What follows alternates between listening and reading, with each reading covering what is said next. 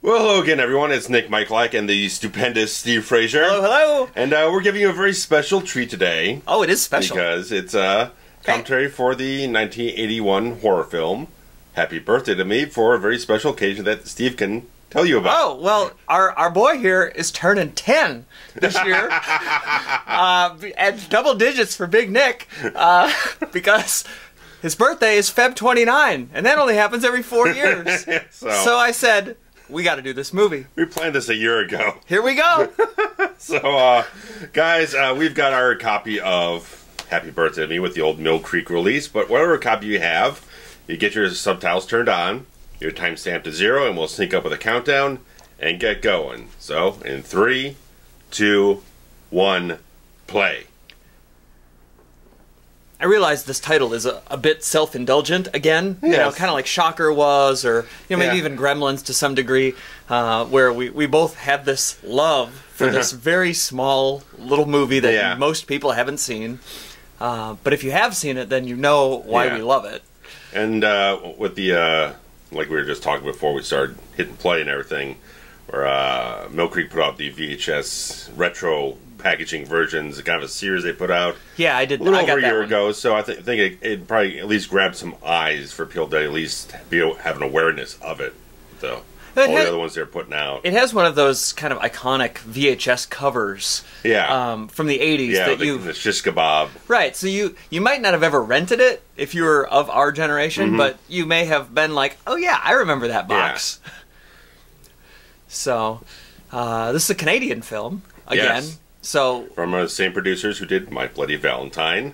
Right, and I mean, we've kind of covered these weird Canadian, like, strange... Black Christmas. Right, and Terror Train, even. Yeah. So, I mean, like, and they all kind of came out about the same time. Yeah. Which is interesting. Yeah.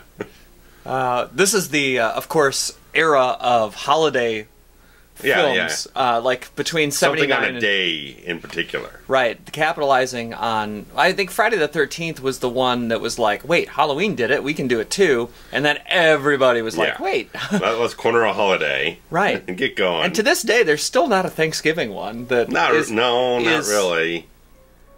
Of any, anything to speak of.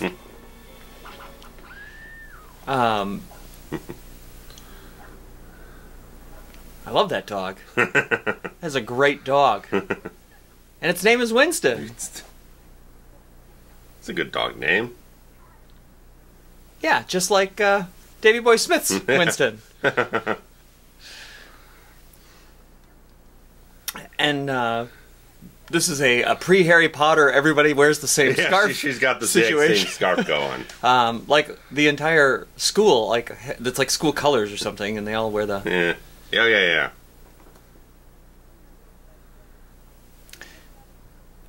And here we go, the top 10, which is an interesting name for a group. Yeah. And it's kind of cool because it sets up, like, here's your group of friends. A 10 Little Indians idea. Yeah, right. And and it also kind of makes them like a secret society. Yeah. Which adds an element of, an inclusive thing. Yeah. Right. Although, I don't think they ever actually talk about how, like, top 10 of what? Like, is it the top 10 of the class? Well, like elite.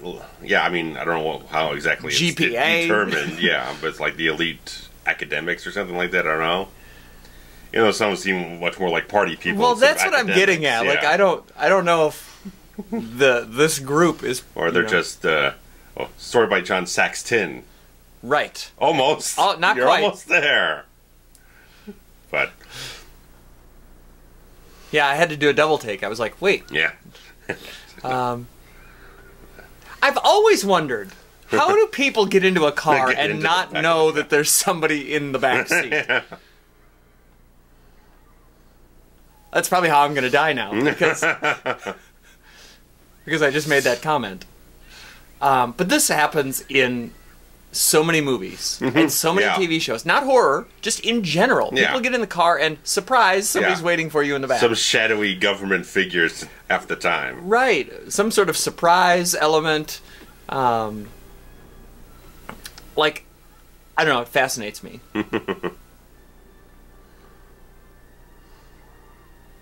Nobody chokes anybody anymore either. That's not a thing anymore. No, unless you're King Hodder. Like, well, yeah, but when was the last time he did it? I don't know. I mean, than to you and me. Well, I didn't pay for an autograph, so he didn't. He didn't choke you. Okay. No, he just paid for the photo. So it's like you don't need. But I mean, like, you only get half the experience for that. Think about the horror movies of the last 10 years. Yeah.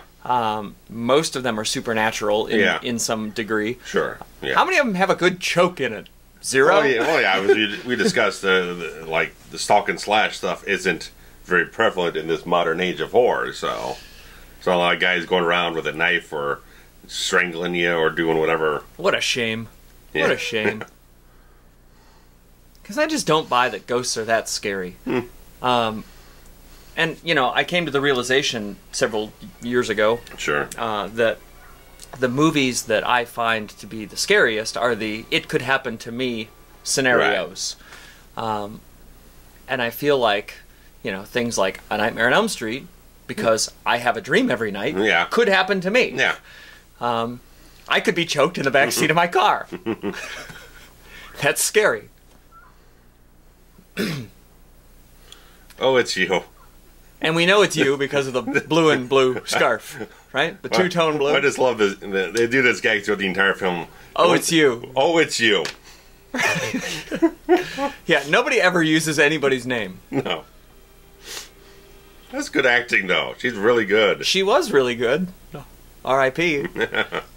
Good slice across the throat there. Have you ever had to wait for one of these bridges anywhere, like in life? I don't know. I feel like I have. Well, I know that I have in downtown Chicago, across the river there. They raise them occasionally for, boats and whatever to go through. I have personally had to wait on foot at one of those. Never in a car in Chicago. Yeah. Oh boy. Here we go. What was that group in the Flintstones that Fred Flintstone was part of? The Water Buffalo? Is that what it was? So. That's what those guys are.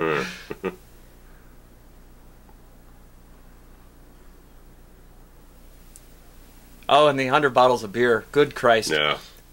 I did that once with a buddy of mine.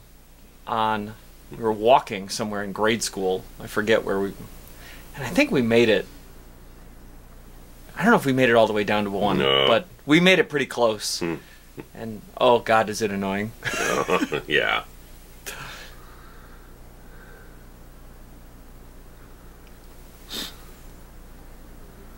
And this Virginia character... Yeah. I feel like a lot of these two girls and the one that just died all look very similar. Yeah. I was noting that in the opening sequence.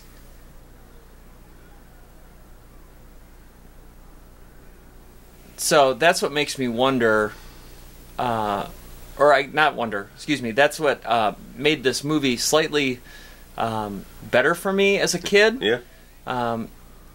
Because, I mean, even now, I'm still like, wait, which one are you? Okay. It just kind of helps a little bit. Oh, Alfred! Alfred, hi!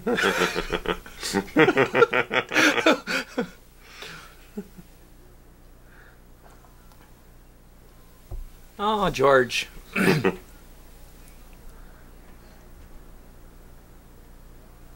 Yeah, they all have this scarf. Nobody's wearing it as a scarf, but to keep warm. It's all decorative. Yeah. Oh, wait, that one gal had it around her neck. There she is. Over this winter, I've just gotten so sick of having to wear a scarf every damn day. It's just driving me nuts. Aw, how sweet. Mice and rats they don't bother me. Okay.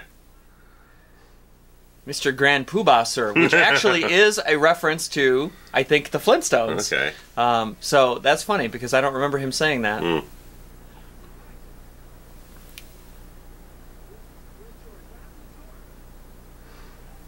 this poor guy and his little mouse. Mice don't bother me. Like, I would hold that mouse or rat or whatever it is. Rats actually make pretty good pets, from what I understand. If you can get over, you know, like feeding it and looking at Cleaning it. up. Yeah. Meanwhile, he just tried to drown this rat. Which I guess we know rats can survive anything. I am, most likely. Ugh. Yeah. I mean, that would startle me, and I'd probably also drop the... Yeah, we're not going to drink out of it. Right. I'm not going to lick my rat. Or drink, you know, drink out of the rat's bathwater, but... I like that the subtitle said, indistinct shouting. That's hilarious. Oh, they got a cigar store Indian back there.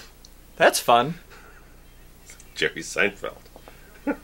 Let's play the game. This goes against every single thing that I believe in.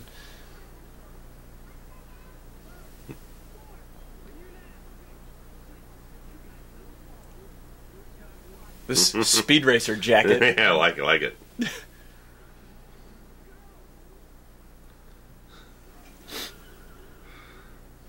You know what I like about this? Yeah. They just called it The Game. Yeah. Because... Don't explain it. Right, because to them... Yeah. Like, you don't need exposition. They do this every week or something. Yeah, you don't need explanation betwixt them. Yeah.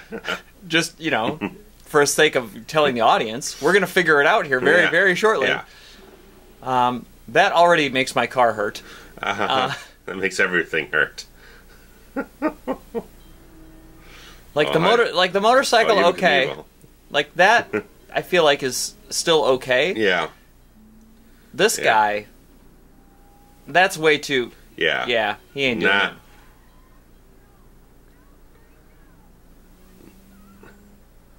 I mean, it is too high. Yeah. Just no. That's not as open as it is. That's like a Dukes of Hazzard jump there. Right. And now he's just caused $1,000 worth of damage to his car. At least, yeah. For the sake of...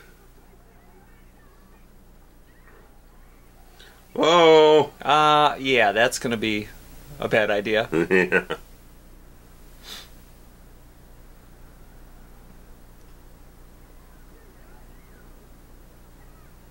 Did you notice she yelled "mother"? Right. I did not. Oh. I did not notice that. Yeah, right as they were going up the ramp there, she yelled "mother."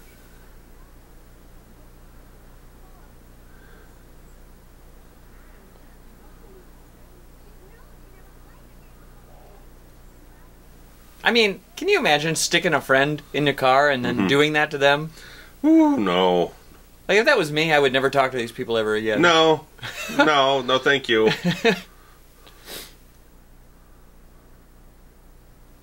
Look at this dirty look. Mm.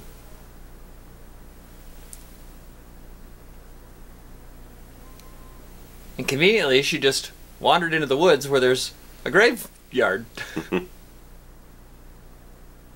That's fun.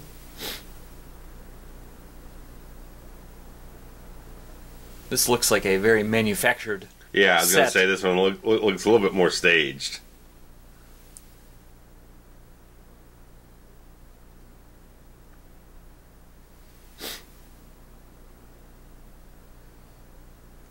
Yeah, I don't know. I don't buy that this is a real...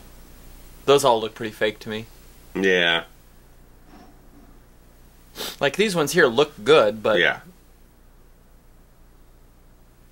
Yeah, the lighting and everything feels very controlled, so... Yeah.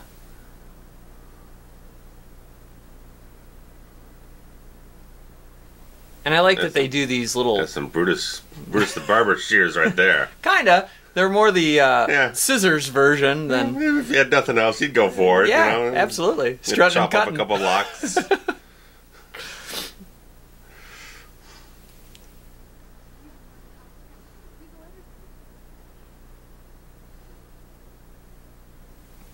They do a lot of this kind of whodunit misdirection Yeah. in this movie, which it's enough to keep you guessing. Right.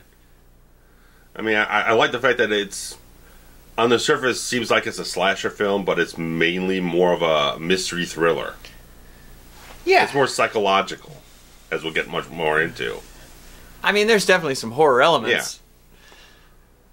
Yeah. It has the most to satisfy the slasher stuff, but it has more going on than just that. You.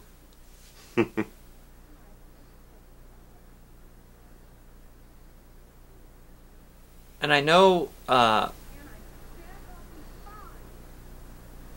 it's got a weird name. It's interesting that, or I like that they all wear the black gloves. You know, they all have the scarves. It really kind of just helps make it a, I'm not sure which one that is. Right. There's enough things to play with to make sure that it's ambiguous when you're photographing it when it needs to be anyway. Yeah. And apparently all these places are within walking distance. Yes.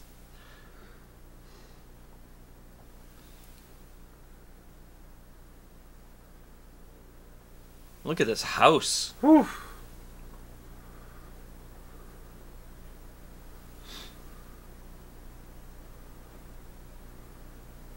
What does that mean? Not the kind of night for running around.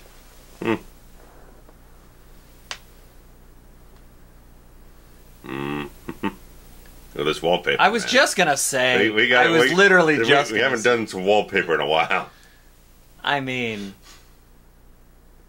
what is this? And it's hard to say if this is a set that they decorated, or if maybe they actually had a house. I don't know.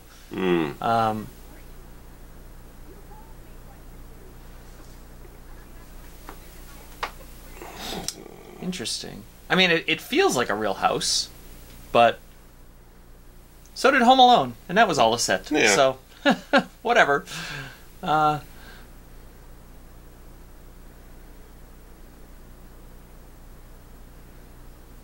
Even here, it's hard to tell, which girl is which.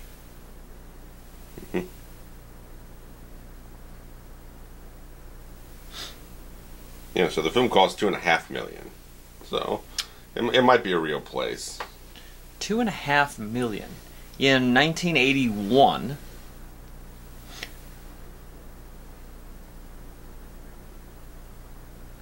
And here again, she's not giving away too much exposition.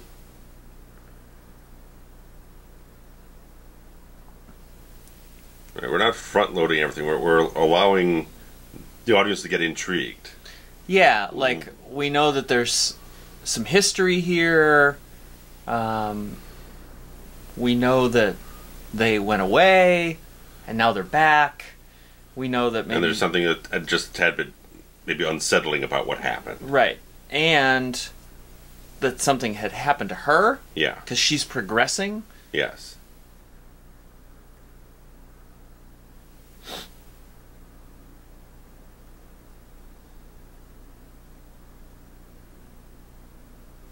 I mean, those couches are hideous.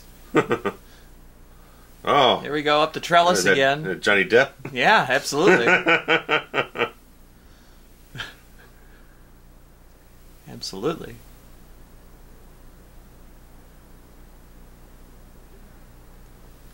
I mean, there's bad wallpaper all over this house. So, I don't know, is that like an anchor or something? Or the fleur-de-lis. Yeah. Yeah, those are fleur-de-lis. Even back to the reverse shot. I was trying to look at that mirror. It kind of looked almost like the similar shape. Which, I guess if it's Canada, if it was filmed in Montreal, that would make sense. Yeah. Those French Canadians. Back through and find out where they filmed everything. It won't tell me now.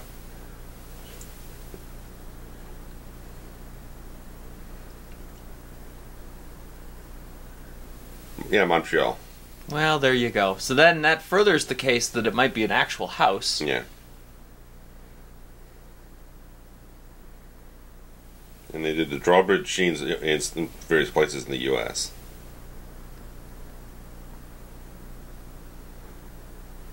There's a Genesis poster, which is fun. Hmm. I don't think I ever noticed that before. No. Got a nice little stereo system there. I like it.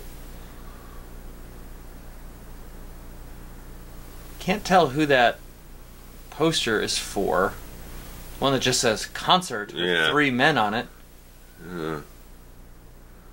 Can't quite tell. Yeah. I just love this production design stuff. Maybe that's my calling in life. If I'm going to work in the movie business.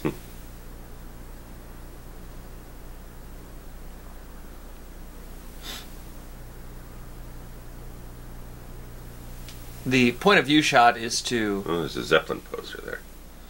The blue one. Yeah.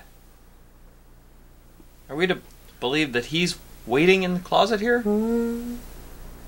I don't remember, to be honest. But I feel like that particular camera angle of poking through was very deliberate. Yes, very deliberate.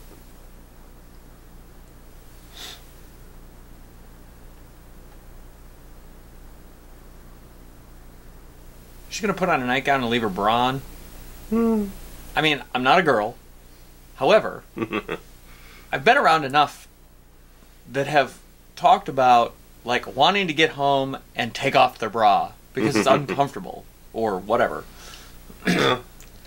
Yeah. So I can't imagine that she'd want to put on a nightgown, take off her panties, but leave her bra on.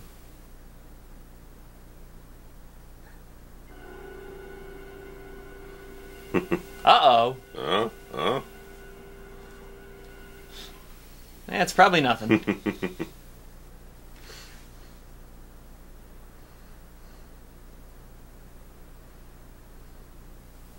Very blue in this room. Yeah. Very soothing. Actually, yes. I mean, I guess it makes sense. It's the bathroom. You want it to be calm and serene. Oh, yeah. Might as well. I mean, this kind of handheld camera is very similar in style. Yeah, because I was just reading on the Wikipedia, they finished filming this 5 months after the original Friday film was released. So okay. I'm sure there's a tad bit of influence of going homage. Very, very, very, very cognizant idea to add that into the suspense of the film. Well, yeah, I mean, that featured that point of view very kill. Very, very much, yeah. Even the musical music, yeah. Yeah, they're very similar. So he was in the room. Mm-hmm. Weird. Yes. Like breaking and entering. I mean, that is highly illegal in today's day and age. I don't know if it was back then, but, you know, Canada has different laws, I suppose. Yes.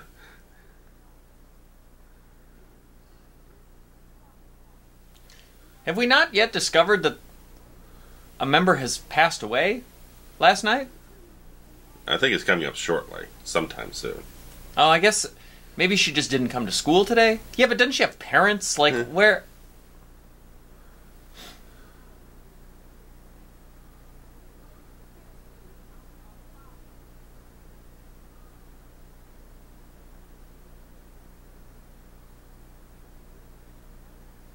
So, yeah, they're roasting that. Oh, she's probably just late. She's not having respect for the class or anything, so... I mean, I guess that's good that they had this lady and Bernadette interact so that she can say she was with you, and they were like, wait, no, she wasn't. Yeah. But still, where is this person's mother? Yeah. Saying, my daughter never came home last night. Right. This is the reason I can't write a movie. Because I can't just let shit like that go. your mind keeps branching out to all the different... The possibilities. Yes. Yeah. The loose ends, as it were. And the top 10 all gets to sit at this front table? I was going to say, is all the main characters are at the very front table.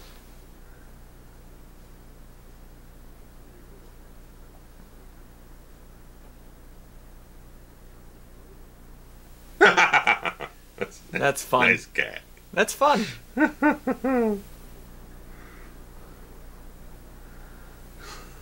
I mean, I'm sure that as a kid you did that whole, like, touch that thing that made your hair stand up. Yeah.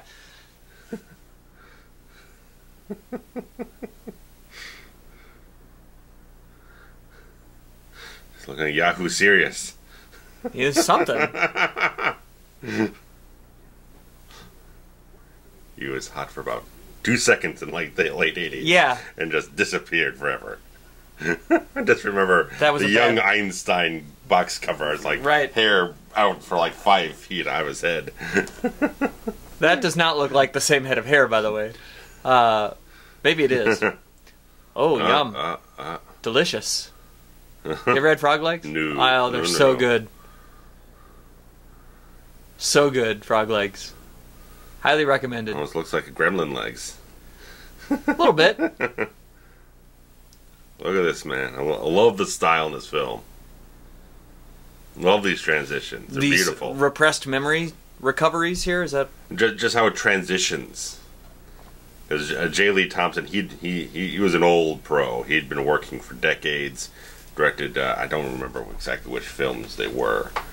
But he was a very seasoned director at this point in time. And he had done stuff. He did the original Cape Fear. Oh, okay. So, and various other things. So this guy knows how to photograph, knows how to direct, knows how to construct a film very effectively.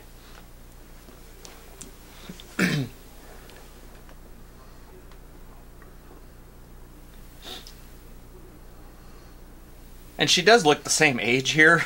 Right. So apparently this and injury... it's supposed to be what about like a 5-year difference or something? I don't know if they specifically say. I don't remember. I'm not sure.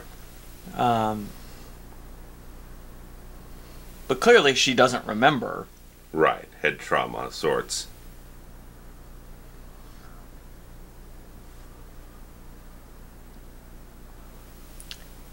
And the frog leg gimmick has brought this back. Yeah, the electrostimulation stuff.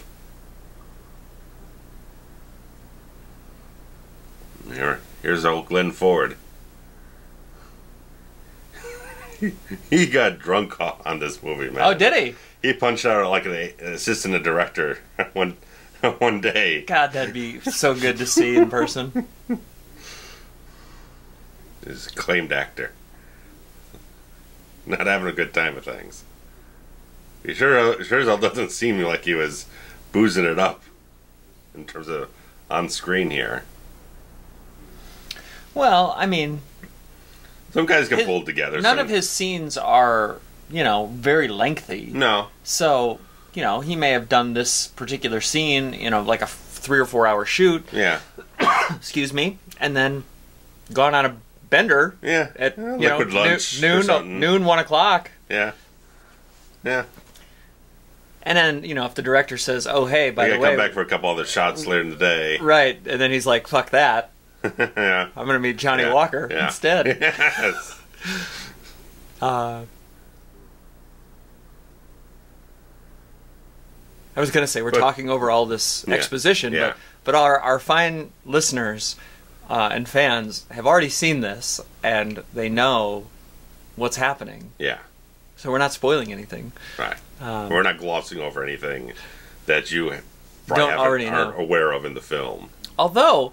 have you noticed, I'm going to sidebar for a second, have you noticed that there have been a few comments in our I don't know, 60 or so of these, sure. where somebody says, I'm going to watch it for the first time, listening to us. Okay. And I'm like, don't do that.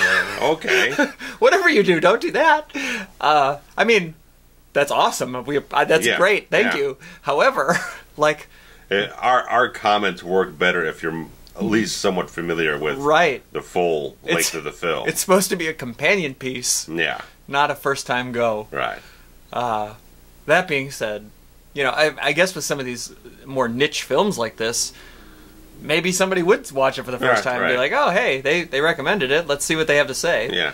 But I just couldn't do that myself. Like, if I'm going to watch a movie for the first time, like even Trent had said once, let's watch a movie that we've never seen before and comment. And I'm like, I can't do that. I have to watch it. Yeah.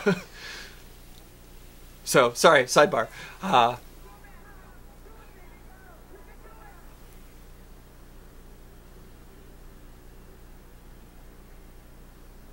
If you were a spectator at this, how would you be able to see what's going on other than like the terribly identify who you're rooting for? And also, like the only part of the track you can see is the like 20 feet right in front of you because it's so hilly and up and around. There's no grandstand. It's not a drone flying overhead or something. A chopper following the action. Chopper.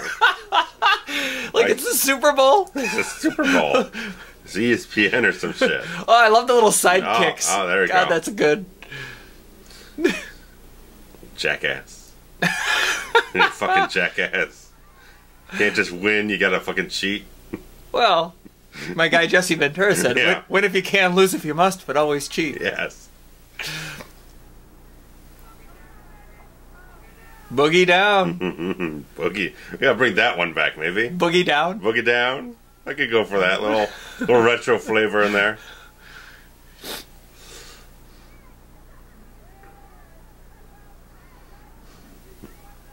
Yay, he won. Did Suzuki get a... I was gonna say. Did they pay to have their name on this?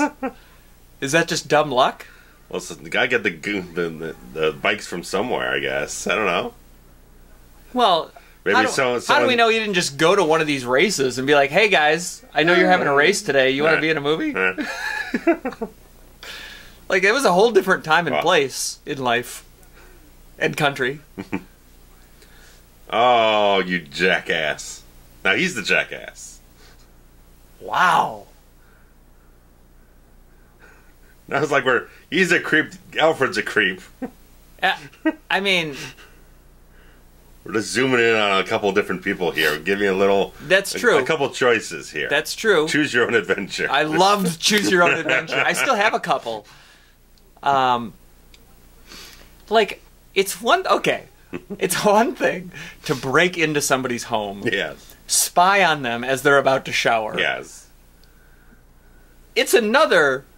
Well, okay, I'll even say it's another thing to steal the woman's panties. Yes. But then to present the panties back to her. As if it's some sort of trophy or some sort of gesture of sentimentality or something. I mean... It's like, hello. Like, I want to pause the movie and have him arrested. There's another good transition for you. Yeah.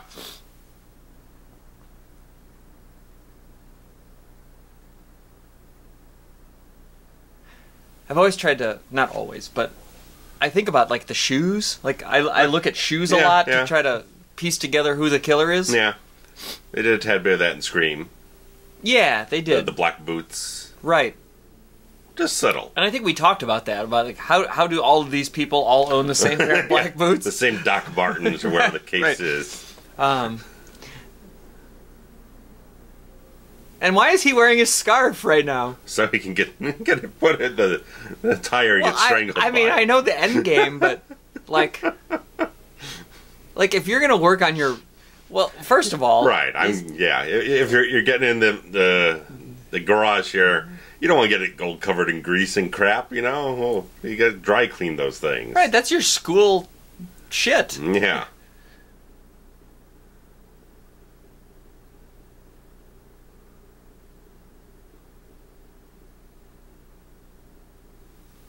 I do like the colors, though. Being a Ravenclaw myself, this is probably the closest. So I can't tell if it's like two different blues, or if it's like a royal blue, because it kind of looks purple in some lights. Yeah. But the light almost looks gray in some lights. Yeah. Yeah, make sure to rev it, because that's really where you do the damage. I felt a little cut down. Yeah, it did. It did. I mean, his face would be like hamburger. Yeah. What is this outfit with the pink and yellow? That's a little early for the 80s to get that ostentatious. That's more like 85. Yeah. There. She's a few years ahead of her time.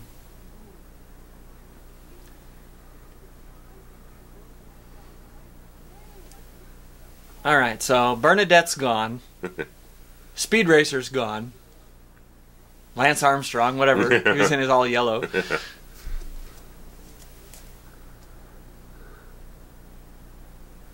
I like the guy in the middle. He's got a good look. He does. Yeah.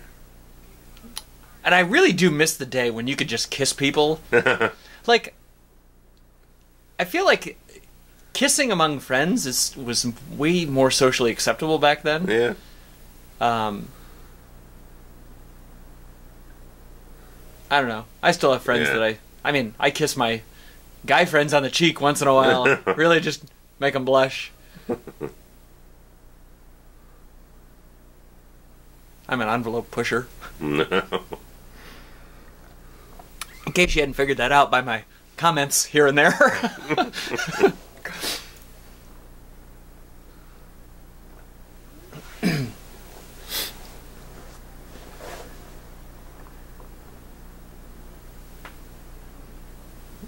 So they're going to the creepy guy's house. Yeah. The rat. Yeah. What is that image on the wall? Is that... Fuck do I know? Like, at first I thought it was like Yoda or something, and then I was like, no, not quite. Not that I'm all that well versed in Star Wars, but... Yeah. Oh dear. That's oh not boy. the way to go through the window. No. No, I've had to climb through some windows in my day, and that's not the correct way to do it. No.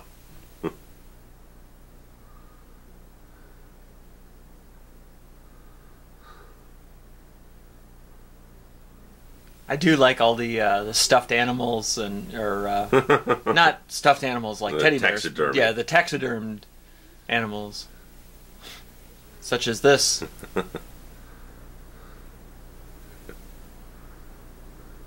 I mean, it's kind of a cool hobby. Yeah. Maybe this is where Well, Tommy Jarvis yeah.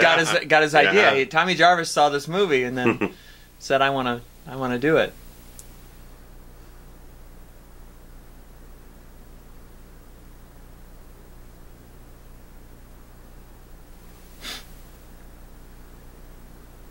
The final chapter was what, 84? Yeah. Is that correct? Yeah.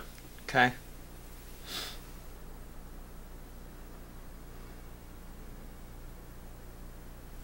Well, instead of standing there saying you don't know, just fucking look at it. Yeah.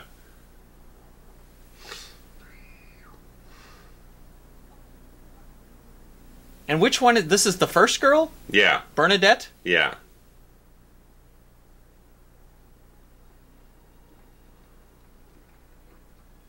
Come in through the window and out through the front door. Great question.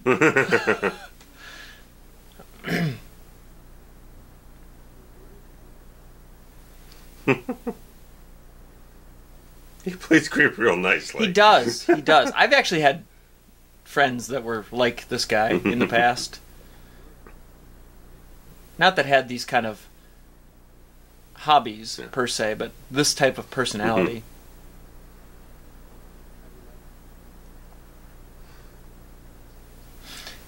And why? Why did he make this? I don't know. Although I guess at this point we he- still don't know if it's the real her or if it's Right. one of his. Not at the moment.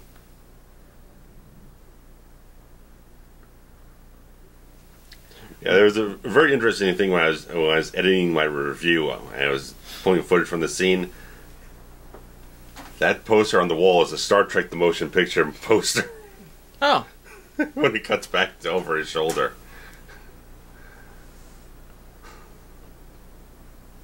If it does. See? oh, there it is. See, Yeah, exactly. It's the poster from Star Trek: The Motion Picture. sure. And I know you're a big fan of that. Do you have that one in here? Not yet. No, you don't Not. have that one on. Okay, Just I know you got a ton of stuff in here. The soundtrack there, yeah. So. Yeah, I knew that was coming up, so I made sure you pulled that out. Reference for you. I recall that you did a video on this channel for about a 10-minute or so review. For this thing. About. Yeah. I always pick up the weird things where I'm looking frame by frame with stuff. Well, the little peculiarities. That's how I am, and I think that's probably why we get along here, and with some, because I'm so observant about certain things.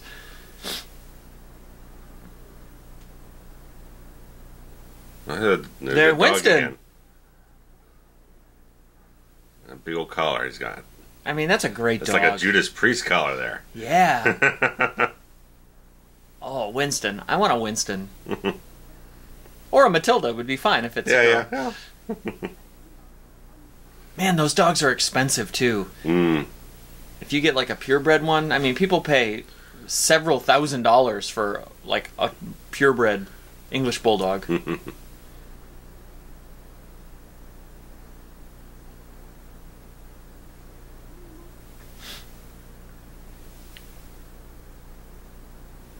A little more.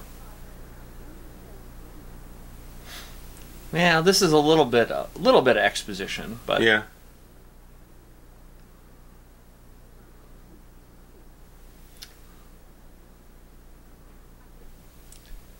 I mean, so the top 10 isn't necessarily academics; it's money. I guess so. Well, if you go to this academy. Or of aristocratic type of thing. If you go to the academy, any academy, right? There's money involved. Oh yeah, your parents are rich. Lots of money. So to say that your parents are rich and the whole top 10's parents are rich, well, no shit. Everyone's parents are rich at the school, right? Yeah. You gotta be rich to buy that dog. Who's sitting on the chair? The weird. Dog is bigger than her. She can't lift that dog up. She can't carry that dog around. Interestingly, she was just speaking in French, which... There you go. I mean, like, makes sense that because it's in Montreal. But, yeah, she's probably a local actress. Right, but why would she be talking in French if this were not, like, taking place in Montreal? You know, I guess they don't really say where it is. No. But I'm sure American audiences are just foregone conclusion it's supposed to be America. Well, yeah. I mean, they're all speaking with...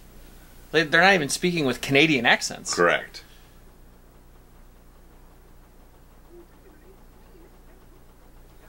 It's not like Bloody Valentine, where there are a few that are very distinctly Canadian.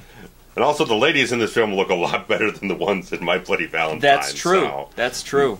Maybe not. They might have brought them up from the States. Who knows? Well, if this uses that same logic that they did in Terror Train, then at least second or third billing has to be a Canadian, right? Well, I think you have two above the line that are not Canadian, then everyone else has to be of the native to Canada. Okay. But I didn't read it. I don't remember reading anything about that they used the same trick. Melissa Sue Anderson is not Canadian, I don't believe. No, I don't believe so. I mean, she had to run on Little House on the Prairie. Yeah. That sounds familiar. She is. Let's see where she's born. Yeah, Berkeley, California. But she works on both sides of the border. She worked in America and Canadian stuff. And what was your boy, the alcoholic? Is he Canadian? Which guy? The therapist guy that got in the fight with the director. Oh, Glenn Ford. No, he's an American actor. That's what I thought. He was Jonathan Kent in Superman and a whole bunch of other stuff. So if those are our two probably top billing, right? Yeah. Well, I would think. I'd have to skim through a couple other people's things here. Canadian actor. I was just trying to apply that Terror Train logic to this film because they're the same year, the same. I don't think they're the same company. I'm checking. Everyone, and almost all of them are Canadian. Found one of the actresses it says she's American. but was born in West Germany. Here and there. But if, yeah, at least a fair amount of them were Canadian, so it possibly could have been the same tax right break type of criteria. Here's another. Oh, it's you scene. It is, yeah.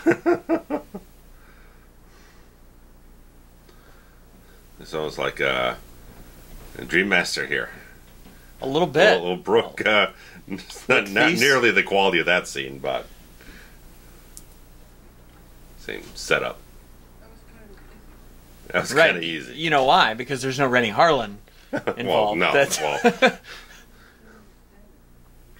think Rennie had probably at least another $5 million on his film. Right. If not more than that. And there was no screaming Mad George either on this movie. Hell no.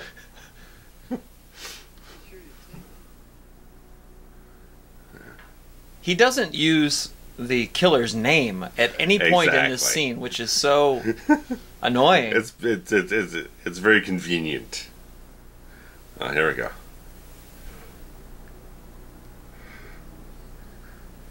And we'll just slide this bad boy right out of the way.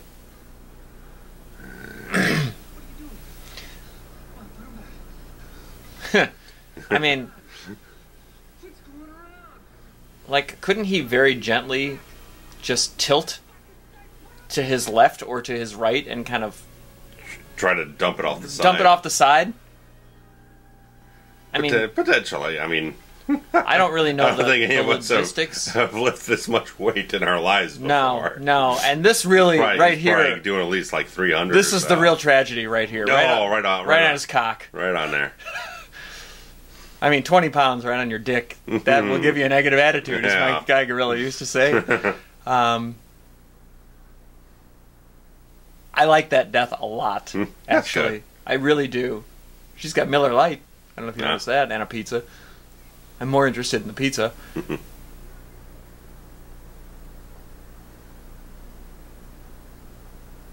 And now... It's clean. Everything is immaculate. Shampooed the rugs. And how did he or she, the killer, stand these it's like that broom trick now everyone's doing online. It didn't work for me. And I think it had to be on the full moon day. No, it keeps on working. Really? I thought it had something to do with the gravity of the full moon. No, I read that that's not the case. Oh. I had it work for a couple days. Oh, well. I didn't even... Which way the barbell is not going to hold up like that. No! There's no even distributional weight for that to happen. Oh, look at that. It is purple. Okay. In this scene, it's purple and gray. Purple and like light blue? But, okay, their outfits are purple and gray. But then the scarves are all blue. Well, it's blue, and it's probably like an indigo, a light blue, and kind of indigo, purpley, almost violet. It does look like a dark purple on the on the screen. So wardrobe didn't quite nail it. Didn't quite get the dyes right. But I do like it though. Yeah, it's a good combo. This, if anybody could point me in the direction of where I can get, or if somebody could crochet me a scarf that looks just like this, that would be tremendous. It looks like a very warm scarf. Well, I mean, I feel like I could wear it to a horror convention, and people would be like, "Is that?" It would be such a subtle thing. Like I could wear a Crawford Academy. I need to look and see if there's like Etsy or something has Crawford Academy T-shirts. I'm going to investigate this. I'm sure I could just commission one made, right? Like people on Etsy will make anything for you for $1. Copyrights don't matter to them. No, not at all. Oh. Go!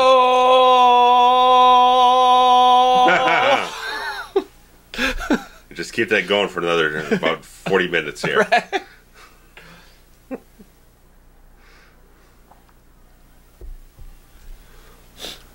like those jackets that say Crawford on the back. I didn't notice. So wait, which guy was the one that was on the team? The dark-haired guy. That one. Oh, that guy. Dude. Yeah, okay.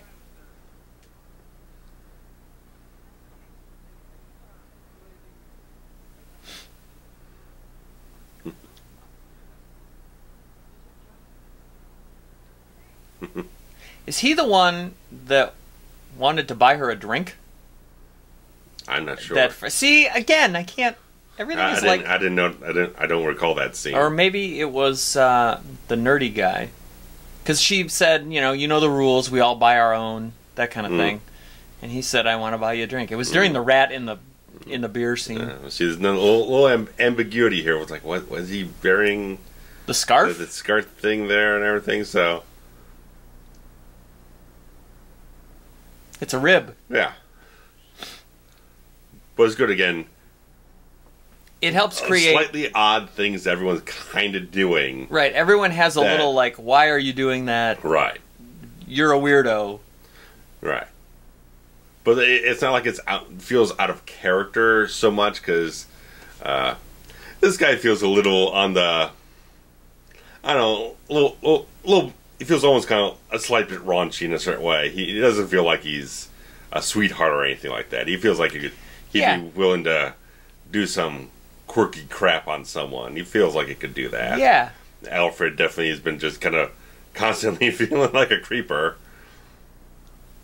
And but Alfred is almost a sympathetic character, though, in a way. Right.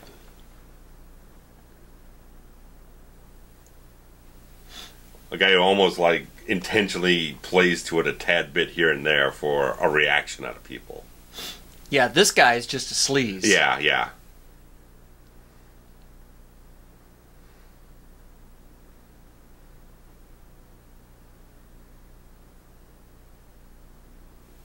Up in the bell tower here. Yeah. Quasimodo. You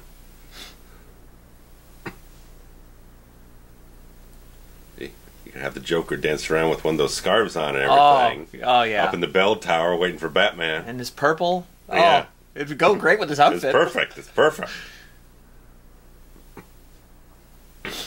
But yeah, I mean, talking about the characteristic stuff, the traits and everything, it's like, I like the fact that even though it's maybe not terribly conscious in what they're doing, it's like, it still doesn't feel like you're just throwing in red herrings just to throw the audience off track. This guy, again, the quality of what he's putting out and all this stuff, it feels like it's an extension of his character to be doing something that seems a little bit suspicious here and there that turns out to be something else. They're not just throwing stuff at you that just drive you off different directions. It's logical. Yeah, they make it feel organic to the characters. It's not like, why did that character do that? That didn't make any stupid sense or anything like that. So they took some time with the screenplay. She did say in this scene that it was 4 years ago. Okay, well, it's fair enough. Especially when you're playing between, put it back far enough where you can have the turns in the story make sense, but not so far back where it's like, okay, she's now playing herself as like 10 years old and she's 20. So, a fair balance.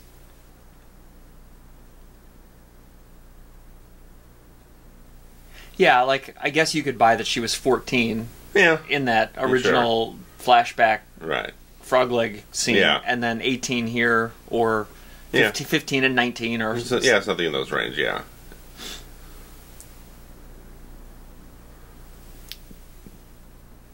And again, he's just weird. Yeah.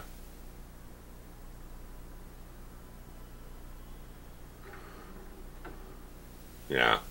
They're all a little weird. Yeah. He's got a knife.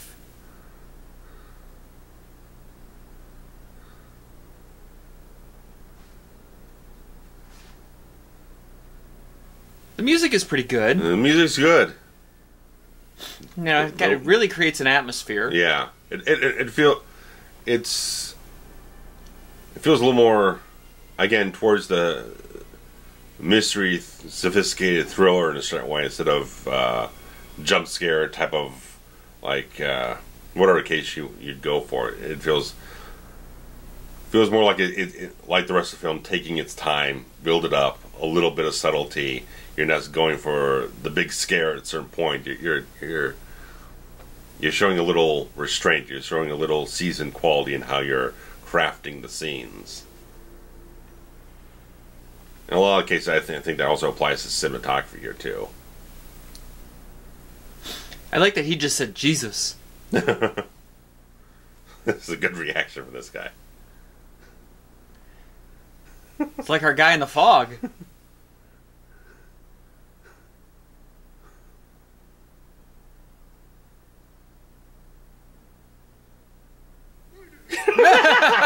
Murder. I don't care. That's a great line delivery. I don't Murder. know. If those are the only two lines you're getting in this film, help murder. Go for it. Get a reaction out of it. You know.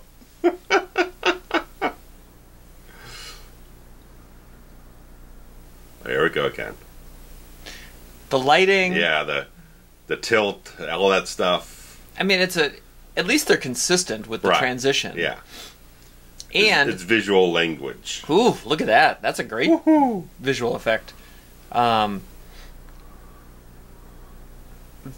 happy that they're slightly consistent here in that, oh, come on, with a flap of skin on the head. Drill is next. Here we go. There's scenes like this in Hellraiser 2. Oh, come on. Drilling some plywood. Bone flap. Can you imagine having your role like be completely covered up? Oh, brain swelling. That's cool. That's a great. Yeah. It's good stuff.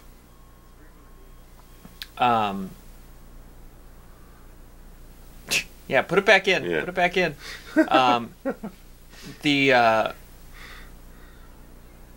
The pacing of the flashback is pretty consistent here too, right? Yeah, yeah. It's been about every 25 minutes or half hour or something. Yeah, in that range. Almost not entirely like an act break type of thing, but it at least is strategically placed to add another twist of drama into the revelations of her story. More like a stage play act break. Yeah. Like a Shakespearean act break. Right. As opposed to the 3-act structure break. Almost like a TV show. Right. This is where after this sequence, we cut the credits and we cut the commercial break, we come back in. She's really goddamn good. She is so good. She's fucking great. I mean, and she was pretty acclaimed on, Little House on the Prairie, which I never watched. No. Not my thing. Yeah, she's so good. Oh, shit, yeah. And I don't know why the general consensus equates crying with good acting, but it just is, right? Like, well, it's a visceral response. Yeah, I mean, the fact that this is a person who is not in real life upset, but has tapped into something inside them, to make herself appear this distraught, visibly shaken. Yeah, like that is acting. Yeah.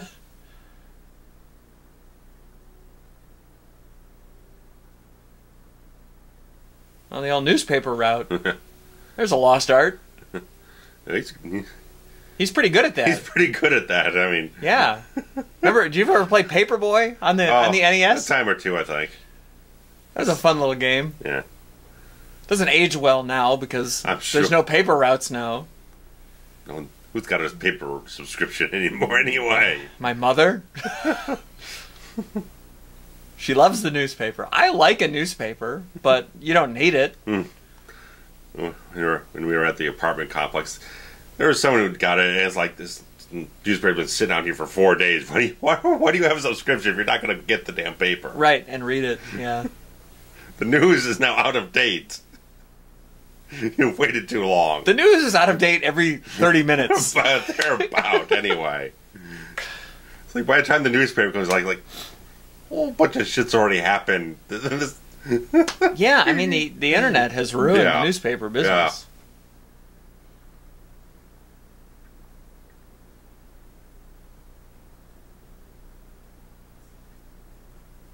Look at all these cops, man. Yeah, I mean, well, they're involved, man. There's a lot of Bernadette still hasn't been accounted for.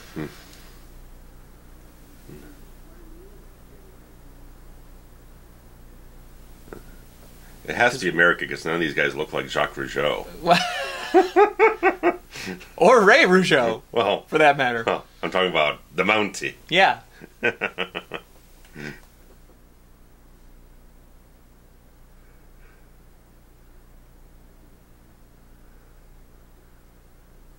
Yeah, that's true. I don't know if... I mean, all police officers in Canada are not Mounties. Yeah.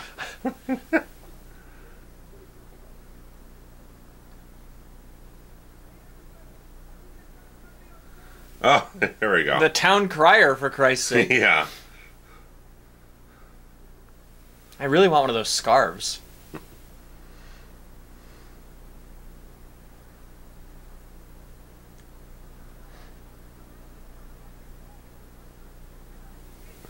We crowd a lot of extras on this one.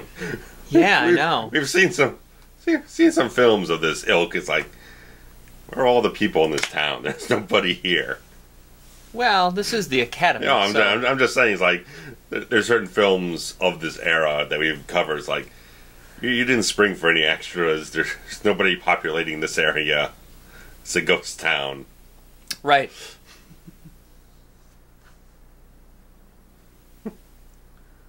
So this jackass again. Hi there.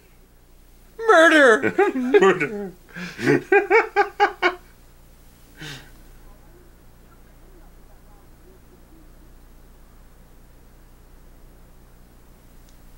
Like, it is weird that she doesn't remember what happened. Right. It's starting to play it off that she's hallucinating certain things. That she's not... What she's seeing is not entirely real. Right. Which is nice after we just got the flashback of the head trauma stuff with the surgery. Which to call her memory into question. Implies that, yeah, there's something not right with her neurologically.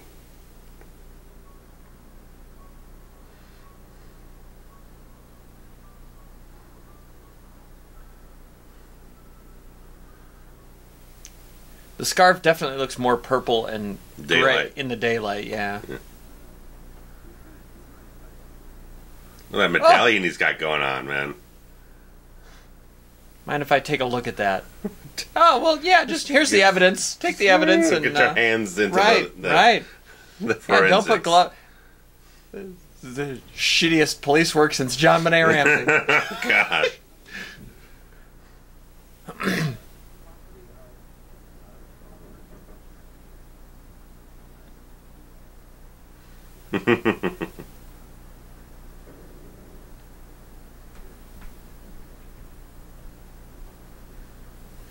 Leave it to him.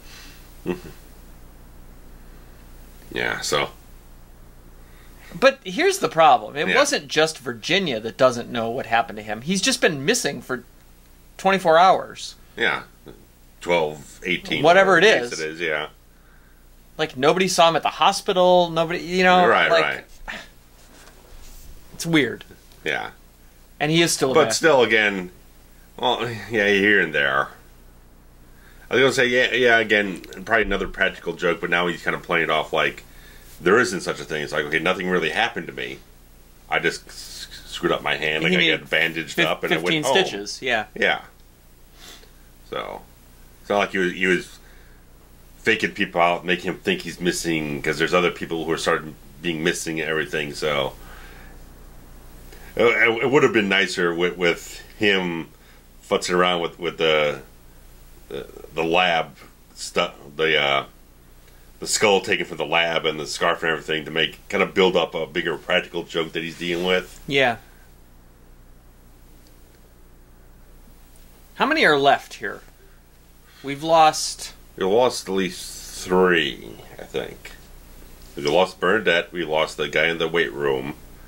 And the motorcycle guy. Motorcycle guy. Is that it? That's that so far? I think so. So there's still 7 left?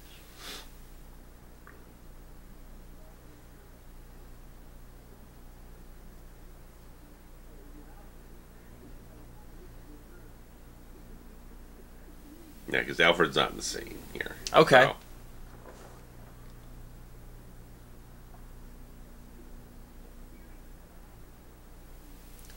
This gal is very nondescript. Yeah. Like, they haven't really given her a character. Because Melissa Sue and the other girl, they could almost look like sisters. Yeah. They look very, very similar, except when you put them right next to each other. You can see the difference.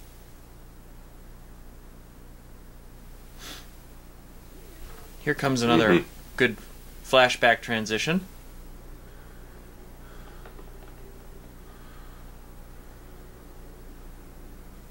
No. Why would there be this window here? It's not the aquarium. Right. Right. It's not the Sea Lion show. Yeah.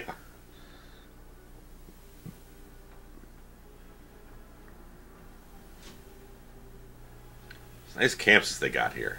I really like it. Yeah. Really good quality. Montreal's got some good stuff. I've never been. I've always wanted to go. Aside from in 1997, they had nothing good happening. Sure. There. Not, well. For our wrestling followers.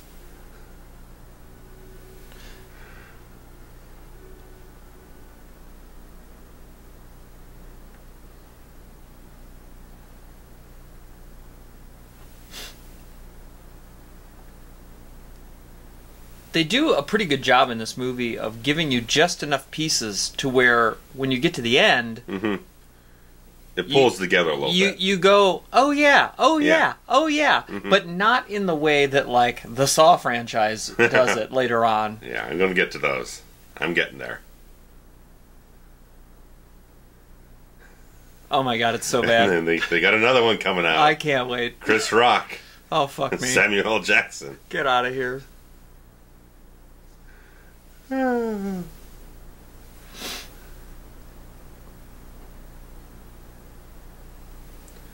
Some franchise has to give Halloween a run for its money.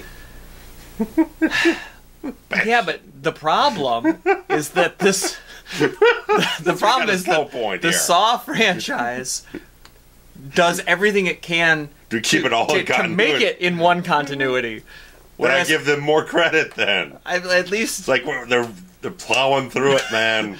And every film gets so and more ridiculous with that one little scene that ties back to something from 4 films ago. And the stupid audience goes, oh yeah, look at that. I love this movie. We're going to get to these later in the year, guys.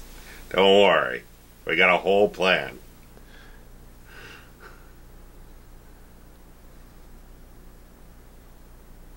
Meanwhile, Creepy McPete back here is... Yeah.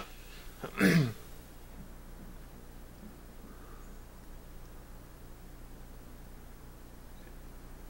this is Alfred? Alfred High? I think so, yeah. Glasses? Yeah. Wearing black gloves, by the way, in the middle of summer. I don't know if you noticed that. They're all wearing coats, but it was a beautiful summer day in the last scene. Oh, yeah, they finished filming around September, so it's still warm. Pretty warm. Why is he making an orgasm face? Be breathing.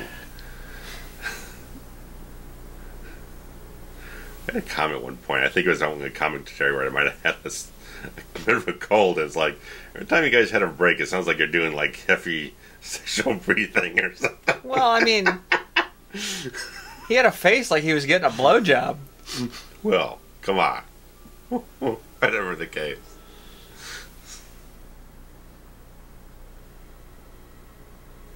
Get on with it. Yeah, with it. Oh.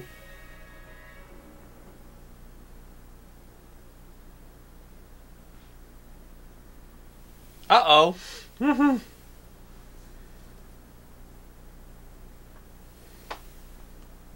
And his hand slowly reveals A white rose. She got him with your Brutus scissors. Oh.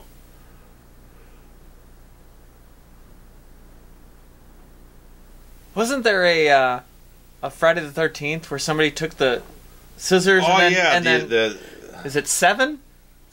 Shit. I want to say. I think it was whatever it was partially cut out. Yeah, I want to say it was 7. Maybe. The 2 kids having sex in the woods.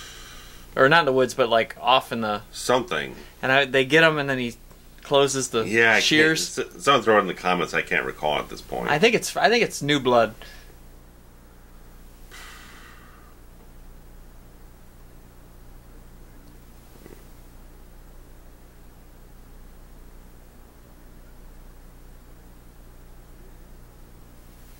It's her goddamn birthday. Which, isn't it interesting that it took them over an hour in the movie to even reference the birthday, which is the name of the movie? Yeah. At this point, you've almost forgotten what the actual name of the movie is you're watching. Right. Like, it could be called Top 10, it could be called, Crawford Massacre, or whatever. I don't know.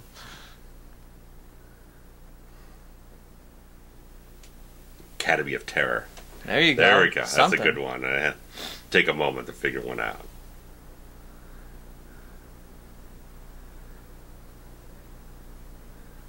Oh, a waltz. He promised he'll be back on Sunday. It's fine.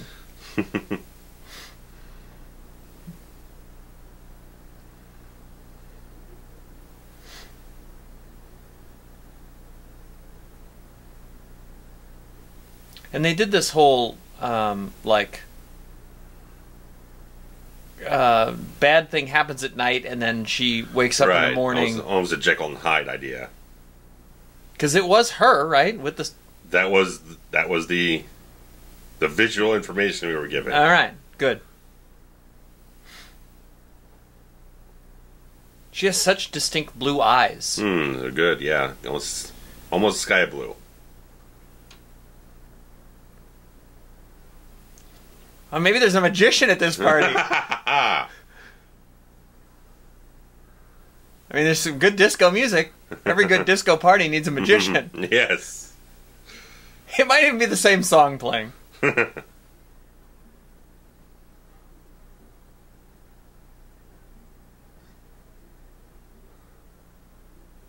That's a bad dance, sir. No. He's all shoulders. All shoulders.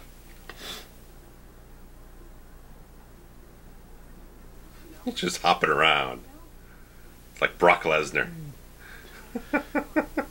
Only half the weight. Yeah, a quarter of the weight. Oh, see, she's got it. Oh, she's got a little shimmy there.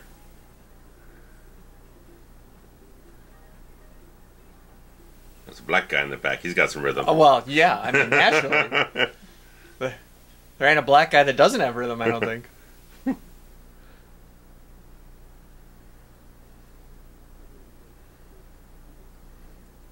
What a terrible DJ to just leave this dead air. You gotta keep it going, man. It's like the radio station, just right. I just went off to take a break. It was like, it's dead air, pal. 10 more minutes. There's nothing playing. Right. You're supposed to transition. Right.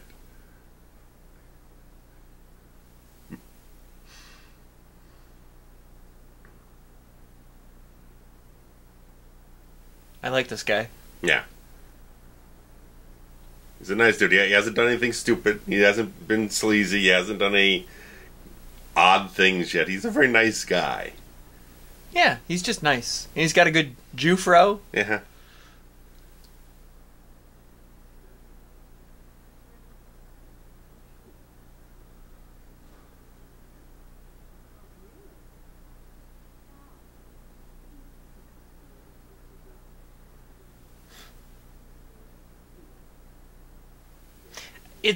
I also find this era of interchangeable partners. Okay. It's weird. Little 70s swinger action. Yeah, I mean, they're all... By the way, his name is Steve, I just learned. No. So, no. We both have big noses and good hair, so, hey. Just blur your eyes and just picture yourself in the film. Right. Oh, every day. I don't even know what I was saying. Oh, the interchangeables. Yeah, like these two aren't dating, but now they're gonna go bone just because, like, they're the two that happen to be paired up together. I mean, there were at least two other people that wanted to get with her. Yeah. Oh, he's the best looking guy in the film. Yeah.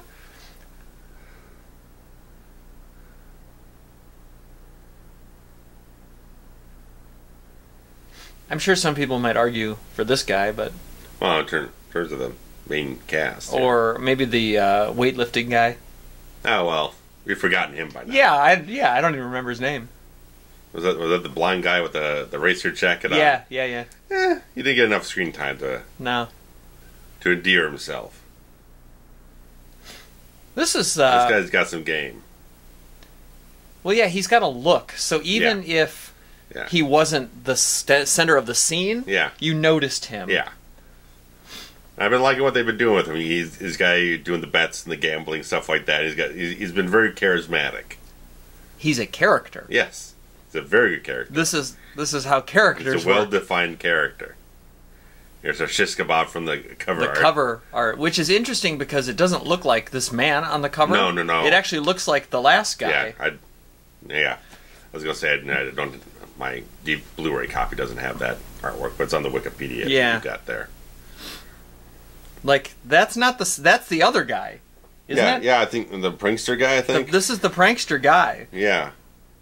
That's not this guy. Yeah. This guy's got blonde hair, and the guy on the poster is... And of course, then there's like the tagline of this thing. It's like 6 of the most bizarre murders you ever see. It's like, no. I mean, they're good. They're good, but they're not... The most bizarre. They're not like that. They're not... Now, maybe in 1981 they were. I don't know. Like, I would buy the weights on the dick I'd never seen before. Well, yeah. I'd never seen the shish kebab thing before. So...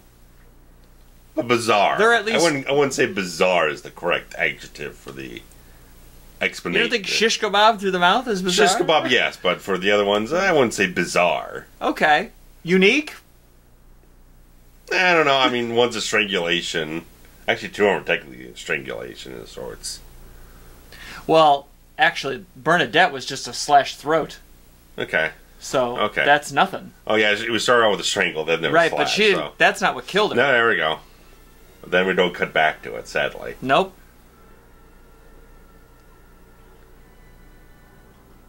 Yeah, that's just... You just hear it, and then there's that. So, I mean...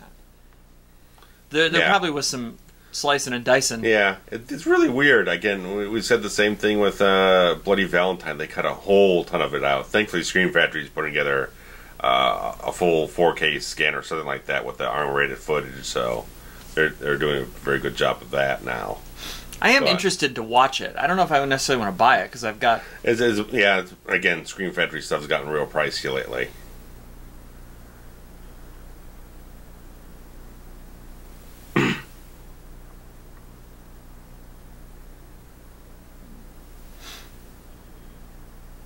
But yeah, it's like, again, it was just weird. Early 80s, there weren't... I mean, there's a lot of horror films that weren't getting that much cutting, so I don't know if it was...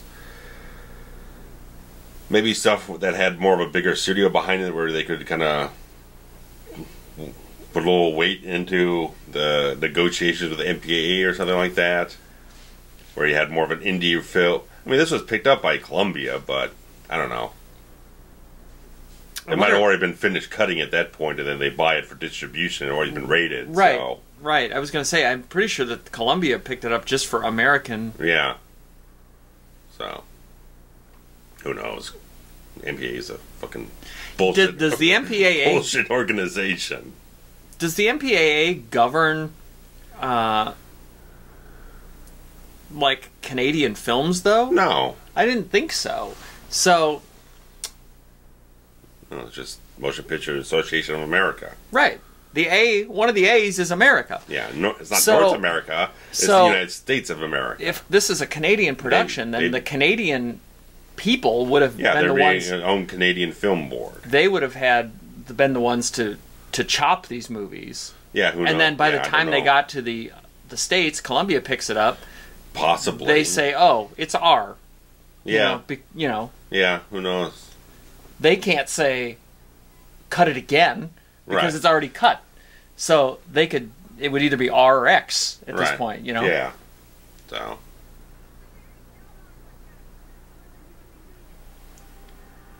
And taking the shower is what caused this repressed memory to come back?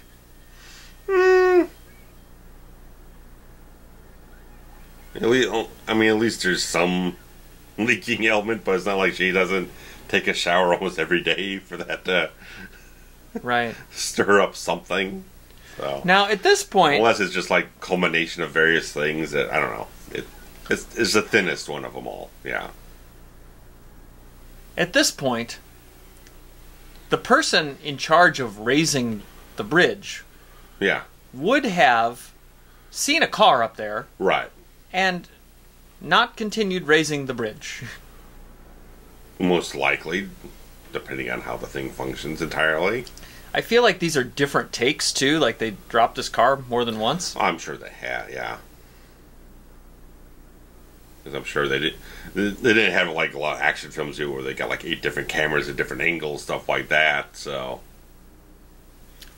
And this is terrifying, by the way. The thought of a car submerging underwater. yeah, And why is it that every single time that happens, the seatbelt doesn't work? Like, that's a rule. Like, underwater... like nothing in the car now works. You can't open the door. You can't lower the windows. You Right. can't do anything. Like, I'm more likely to buy that all the windows shatter on impact Yeah, possibly. than anything. Now, granted, I mean, it's tempered glass, but yeah. you're right. But You're right. in certain movie logic, everything explodes. Yeah. As we've hit in Before some it of even hits the ground, Right, even. Right. So, Shit just explodes for no reason. So why not? wouldn't that be hilarious if, like, a car goes off a bridge into the river and, like, Just right before it hits the water, it just explodes?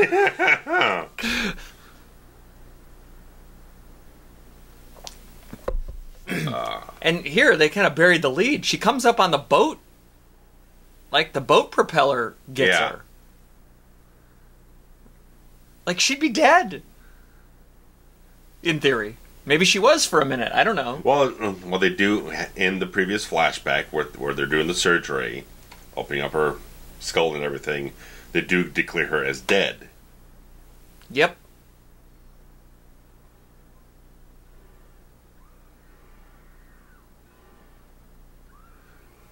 And here we have another. She's very confused. Yeah. God damn. She's like She's blacking in her- out. From the commentaries we've covered, she's definitely in the top 5 screamers. She's really fucking good.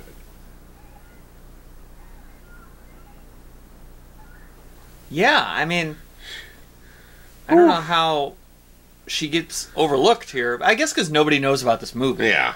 It's the fact of the matter.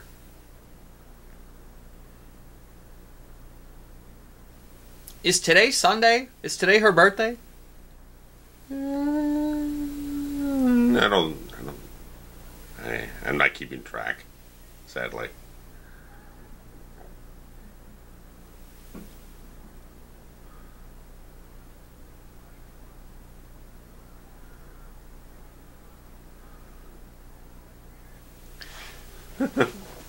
Because why would the doctor be over at their house if it wasn't for the birthday?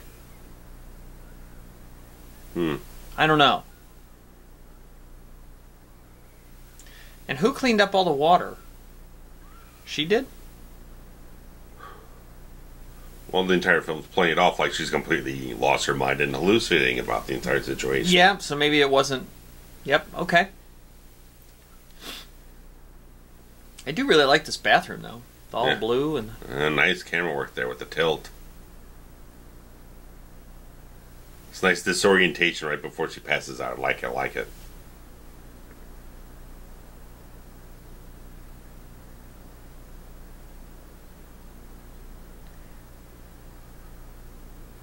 And this is the same fireplace that she just killed Steve in? Would have been, yeah. I think, right? Yeah. 'Cause they were at her house, right? Yeah. I think Yeah, because so. she said she makes a good midnight snack or something. Yeah.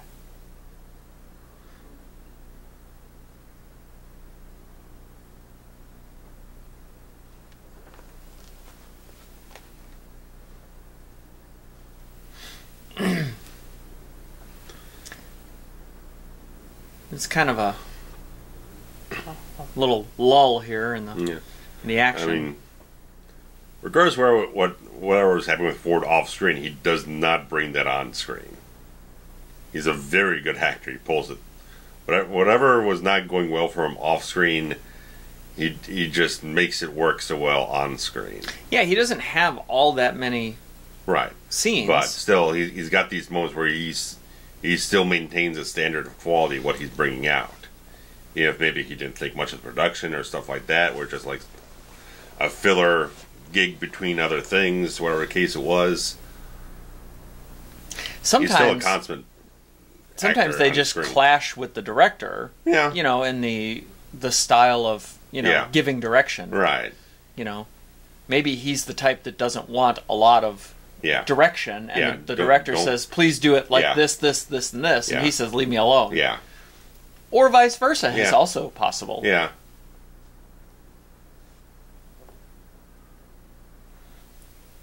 You know, some actors really like to rehearse scenes several times before they... Well, he just said it's past 12 o'clock, okay, so now it's officially her birthday. So it's Saturday night into Sunday right now. Okay.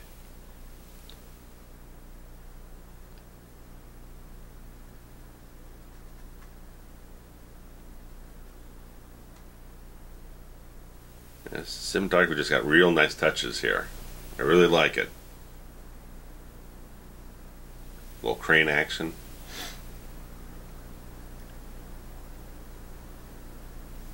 Yeah, I always like those cops walking into the woods kind of shots. Yeah.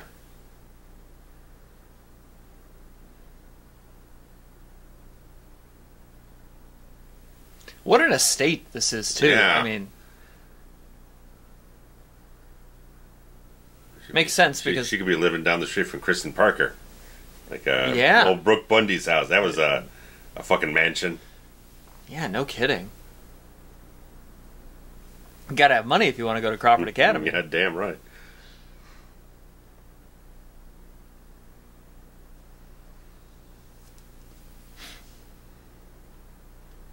I don't even know if I could put a value on the house because. We're so skewed here in Chicagoland. Everything's so much more expensive. Yeah.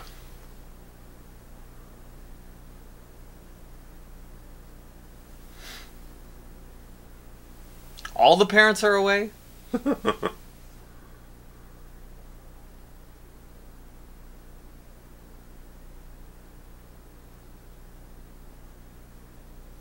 Actually, isn't there...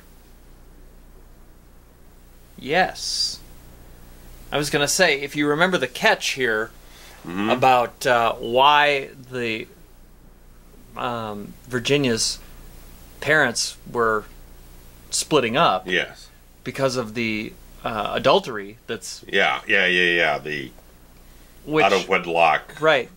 Which stuff may explain why her dad and Thomerson's parents are also away conveniently on the same weekend. I don't know if I've ever put that together before. A shack up in the upstate or something. Right. Who knows? Right. Spoiler alert, by the way, if you're watching this for the first time. We warned you. We tried to tell you.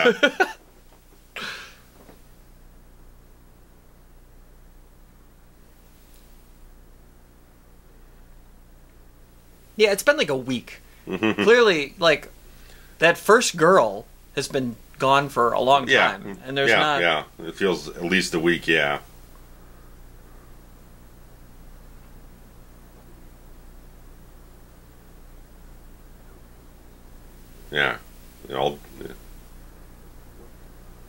Etienne is the one guy's name. Very French. That's very French. Yeah.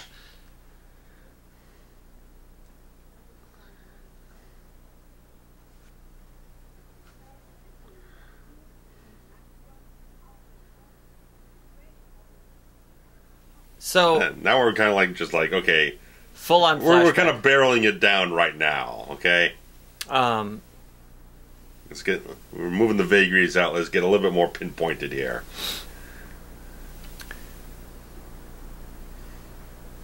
Six of the richest families, she said. It's kind of interesting how the flashbacks constantly move a little bit further backwards into the story.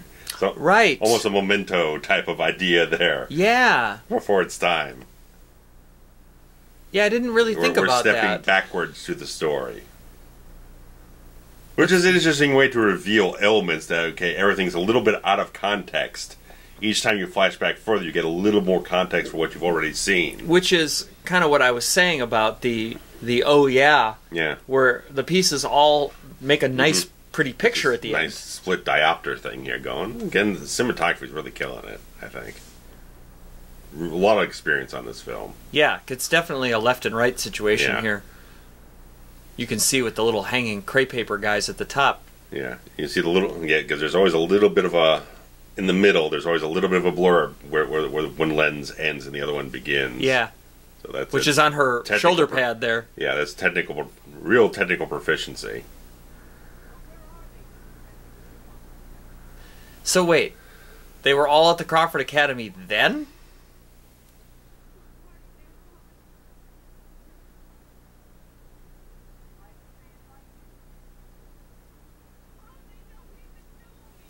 Yeah, so that's the thing. It's like, okay, yeah, they're all going to school, but she's completely off their radar.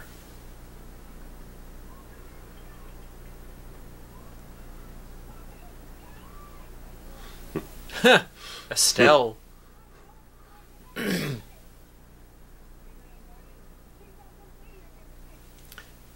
mean, how embarrassing, right? To have your drunk mother show up. Yeah.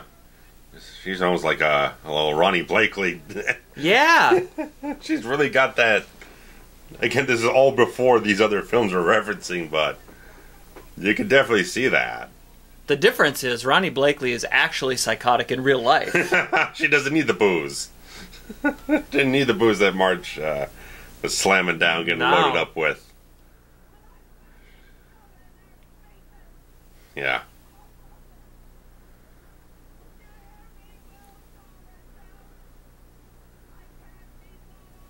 Maybe, Yeah. Now maybe I'm misremembering what the adultery is. Was it...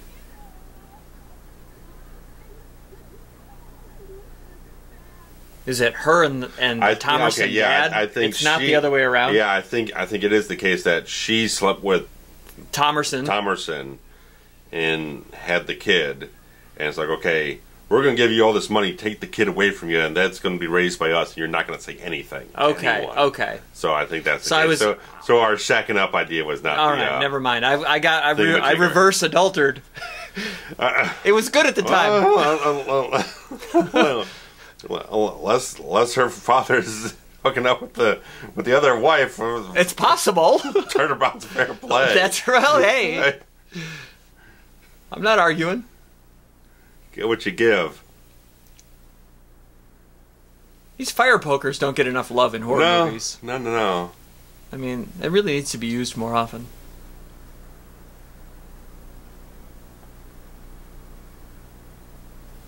You're right about the pacing of the flashbacks, too. They're definitely quicker and more impactful. Yeah.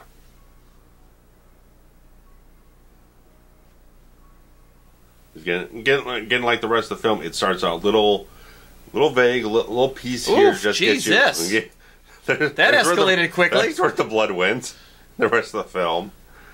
At least when they cut all the other sequences, you at least get this later on.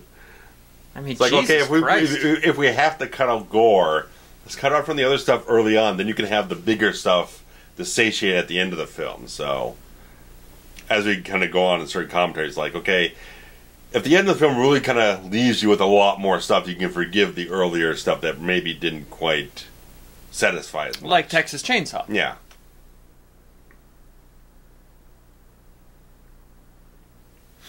Again, the wallpapers. Yeah, that's That's called different wallpaper on different walls. It's not happening, man.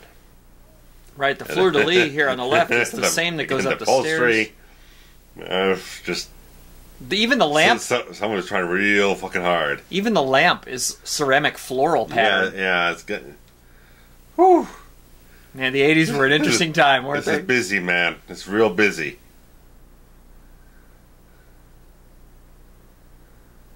Interesting time.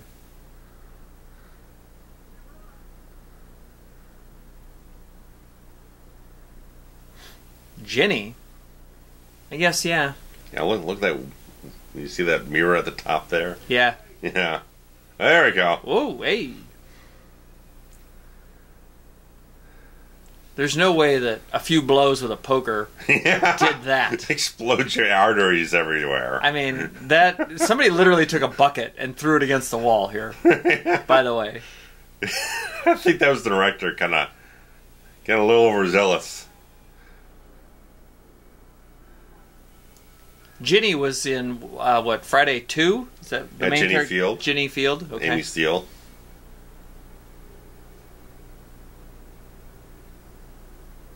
Because there was also Which a scene... would have been coming out a couple months after this.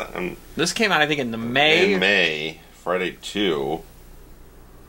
Because there's also a scene in that where the guy yells Ginny very dramatically, much like he did. Oh, and here's our nondescript girl. Actually, Friday 2 came out like 2 weeks before this. Oh, wow. April 30th. Came out May 15th. So just roughly 2 weeks. 2 weeks. So I'd do that double feature in a hot second. Well, it was released in Canada in May. Who knows when? Well, because Columbia picked it up, they would have probably released it fairly in line with everything. Because you're not going to open that, are you? It's like Jason Lives. Where's Horshack? His hair would. Cotter. Welcome back, Cotter hair would work in this film. Absolutely. Sometimes dead is better. Yes.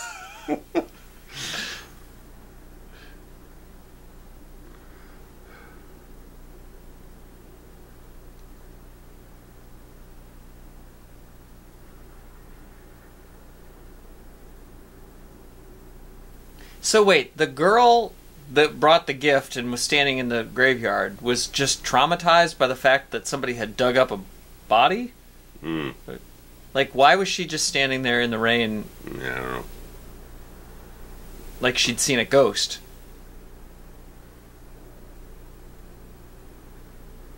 I never really understood this whole, like, little guest house either. I mean, this is just a rich people thing that I don't understand.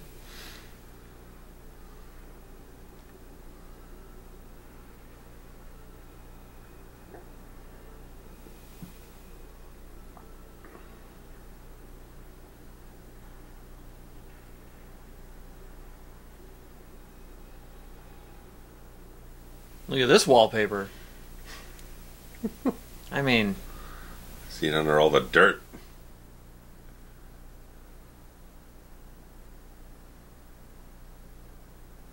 Same decorations, by the way.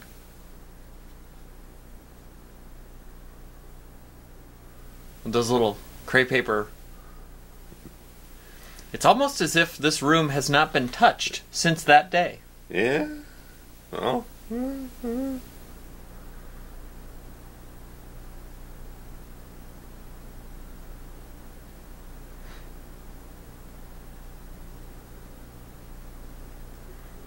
I'll never forget the feeling I had when oh, there's Mom. When the first time I watched this movie, and then this scene happens, and it's just like the rose very slowly blooming, and you're like, holy shit. This is a mind fuck ending. It is, and it's so good, and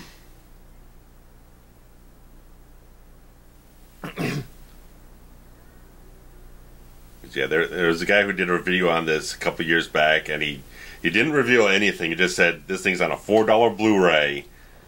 Go out and get it. This ending is going to just blow your fucking mind somehow. And it lived the fuck up. I ran right out and bought the damn so thing. So you originally had not seen it until this video that you saw recommended it to you? Yeah, about 5 years ago, thereabout. This was one of those movies that was recommended to me from my uncle, who I spent a ton of time with as a kid. We watched wrestling together. Mm-hmm. We hung out and watched movies together. And he's about 12 years older than us. Okay. And as a kid, growing up on horror movies, he says, hey, it was probably the early 90s, sure, early to mid 90s. And he said, hey, you got to see this movie that I love. And I was like, okay. So we rented it one Saturday night and watched it together. And it, 14 or 15-year-old me just blew my mind. I'll never forget, the jaw-dropping... Yeah. You're kind of good you didn't see it, when they put it out on DVD originally, because they changed the score entirely. They took the orchestral score, replaced it with an electronic score. Okay, yeah, I heard and a lot of people say it was just very controversial. Like, why did you do this? No one knows why they did it, and whatever the case, but I haven't heard it. It's on the UK release of the Blu-ray. They put that one on in addition to the original soundtrack. But apparently it's just like, what the fuck did you do? Because we've been talking about the score is pretty damn good. Right. Even though it kind of copied... Yeah, Friday stuff, a little here and there, but it holds up over time.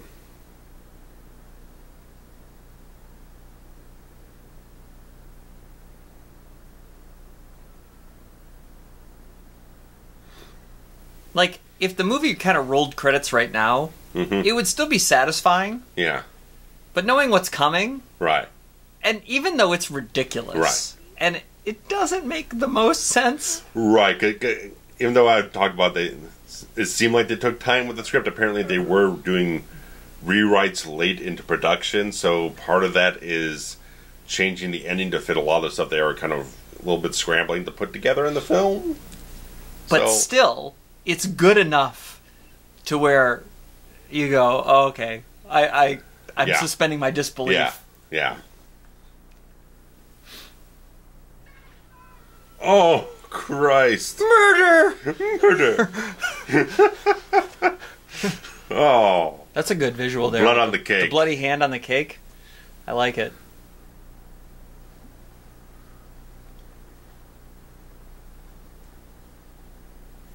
R.I.P. Dad.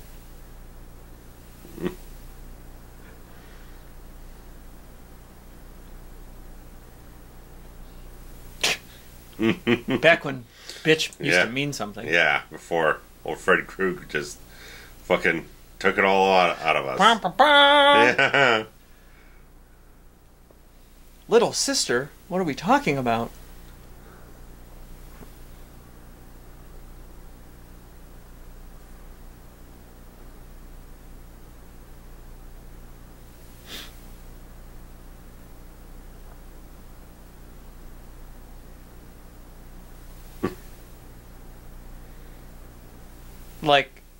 The hair. Yeah. I always tried to analyze the hair situation on, watchbacks.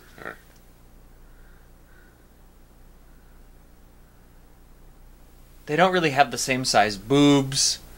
No. You know what I mean?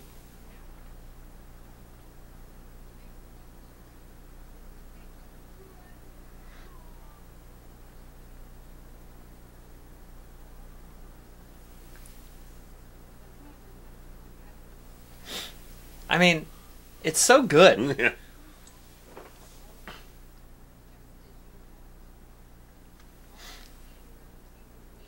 So, she actually kind of did do it. Kind of.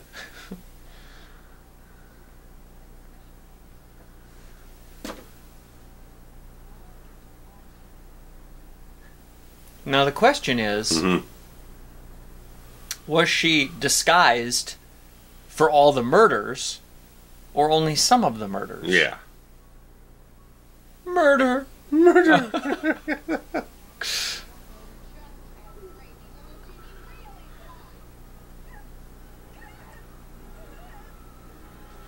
There we go. The You damn kids. right. And they would have gotten away with it too if it weren't for that dog. It was like pantyhose over her face or something. And again, it was the whole thing of me saying earlier, they do look fairly alike. Well, yeah, I mean, I said that initially, like that the first girl, the Bernadette, I thought looked fairly similar to them as well.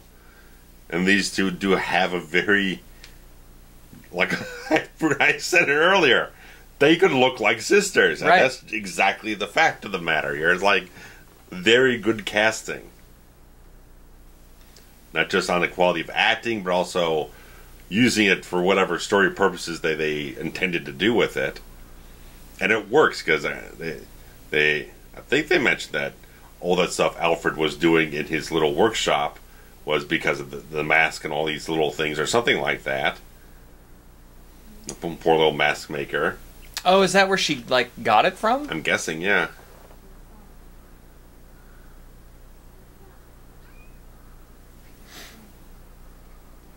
And I like that she just chloroformed everybody. Mm-hmm. Gives me WrestleMania 9 flashbacks. Yeah, no kidding. God damn it.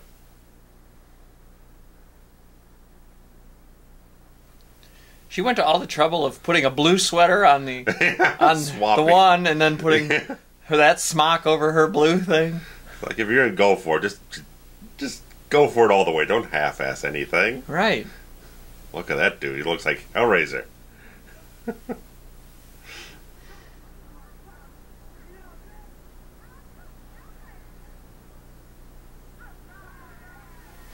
He's still got the shish kebab through his mouth. Yeah. She's a good crier. Yeah, she's good.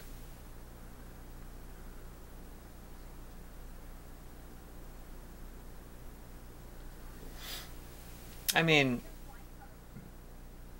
yeah, that whore. Yeah, fucking whore. Yep. Yeah, okay. There it is.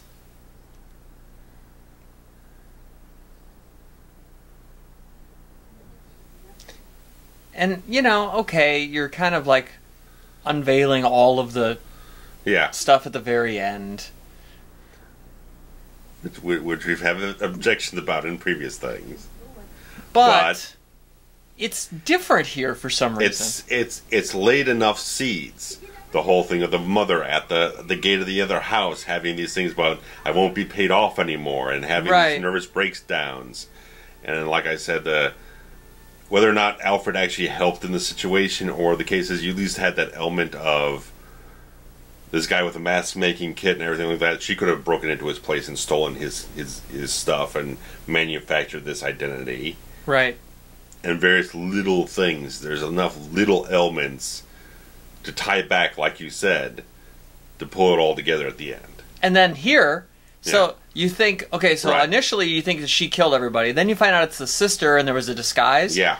And now the cops come in and who's holding the knife? Yeah. Here There's she the only is. one left alive. It's fucking good. It's clever. And she's going to be on the hook for all of it. Yeah. And I like the fade to black with the song still singing. Mm. I mean, yeah. See, top two, Glenn Ford and Anderson. There's a Matt Craven. Yeah. There's always a Craven involved. Well, that's the guy who looked like you. Oh, okay. So, there you go. I like it. Griffith Brewer. Ooh. Hoity-toity. Louis de Grand. He's definitely local. Gina Dick, I don't know. That's not a hot winner. No. Keith Sutherland. We've got John Saxton and Keith Sutherland. Right. This is almost kind of there. Right. Not yet. I was going to say, where are all of our French names here? Yeah, There's a Lemieux. Lemieux. Yeah, and Laflamme. Yeah. And Ouimet. yeah. Ouimet. Champagne. Yeah. Brochure. Jean-Claude Maté. Gotta have a Jean-Claude. Yeah, Man, come there's on. a Jean-Louis. So, a Jacques. Jacques. Yes. Yeah, and a Pierre. Jacques and a Pierre. They were tag team partners. Yes. The Quebecers. Quebecers. There we go. Claude Benoit. Andre Brochu. Yes, here we go. Claude Benoit. Okay. Yep. We'll gloss over that one. We'll breeze off. Oh. Yeah, there's quite a few. Yeah, Coutu Michaud. Yeah, Yep, I like it. There's another Jacques. Took a beat. I knew we'd get to them all. Yeah. The good names. French is really, really nice. Dwayne McClain is a great name. Dwayne McClain. I love Dwayne McClain. Dwayne McClain. Well, he's in. Oh, it's so good. He's in the French remake of Die Hard. Beverly Lev? Stop it! These aren't real people. Villandre. Winston and George. There we go. Okay. I wonder if they had 2 dogs. Sometimes that happens. So. Typically, sometimes. Well, we hope that y'all enjoyed this as much as we did, because... The Birthday Film Company. Which is probably only put together for this one film and never heard from again. I'm sure. It's just how it went. But yeah, hopefully you guys enjoyed this one. Our Canadian horror is really... We really enjoyed it. Celine Dion's a Canadian horror, right? Oh, that's not what you said. Okay. That one that we enjoy. Oh yeah, we definitely like this more. Far more. We dig some Canadian horror, man. They got some nice gems. Yeah, this is good stuff. So I like it. It's always been a favorite of mine. Thanks for playing along, and officially happy birthday to you. Thank you much. Who not when we're recording, but when we release it. Right. This is going to be it only comes around every few years, so so we gotta celebrate while we can. Yes. Thanks so much, happy guys. birthday to you and to the movie and to all of our listeners. Thank you much, guys. Take care. Bye bye. Bye bye.